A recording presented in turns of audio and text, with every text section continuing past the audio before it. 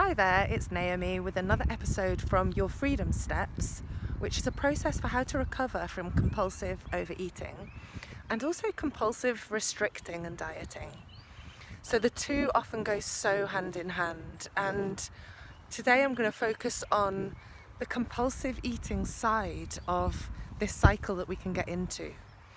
Because I'm so often approached by people who really want to know what I tell people who are right in the throes of those patterns of eating compulsively and then wanting to restrict their food to kind of make up for or compensate for that. And really the first thing that I always say to people who are finding themselves once again overeating and back in those patterns of going against maybe promises that they've made for themselves or like commitments or some kind of diets or rules is to stop and to enjoy it. And that seems really counter to many people who feel that in order to stop the behaviour within themselves, that they have to somehow not enjoy it. They have to let themselves know that it's really not okay what they're doing, that they should just kind of cold turkey it, beat themselves into shape, get right back on the diet. And I really get that. That makes a lot of sense, that there would be this desire to stop doing something that feels so unhealthy. However, what I've seen in practice is it just simply doesn't work to stop something that has quite a lot of momentum behind it. And that a much, much more positive way is to relax into the experience and enjoy it.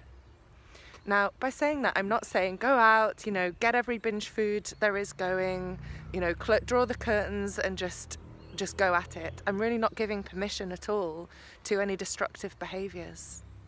But what I am suggesting is that if you are someone that finds yourself kind of the fridge door is open, you're eating in a way that doesn't feel in alignment with your true sense of what's healthy and wholesome for you, that actually this could be a really great opportunity to relax into the experience.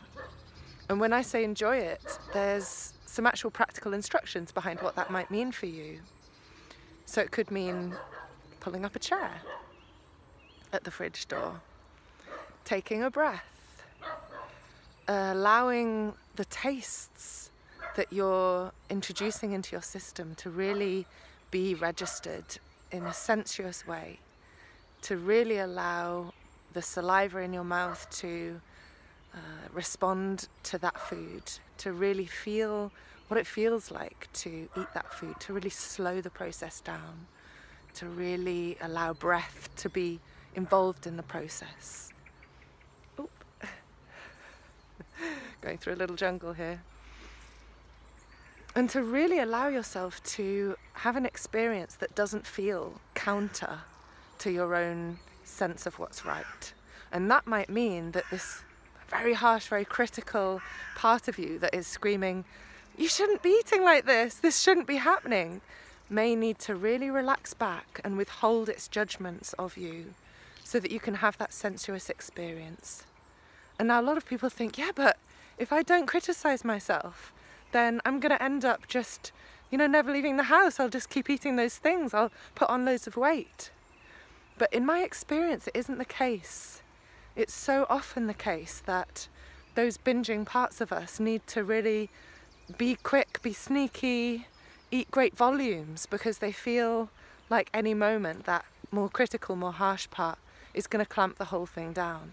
So there's a bit of a struggle inside, and if that critical one can really relax and know that this binge isn't going to last forever, and since it's being experienced and there's no stopping it, let's slow it down, let's have an experience with it, let's breathe, and let's try and see if there can be some enjoyment within it and some taste within it. And when that can happen, then there can be a real shift. There can be a shift of, wow, I actually enjoyed that. This doesn't have to be something that's naughty or secretive or rushed. And so there are some ideas for getting started with a softening and a peacemaking within that inner conflict.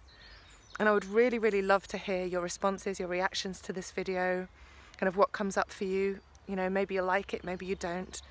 Feel free to post any of that underneath this video. I always respond, and I'm always delighted to hear kind of how things are for you. Whether or not you're someone that finds this a difficult issue in your life, I'd love to hear your responses. So for now, I'm Naomi, checking in from these lovely spring woods, and I wish you a lovely day.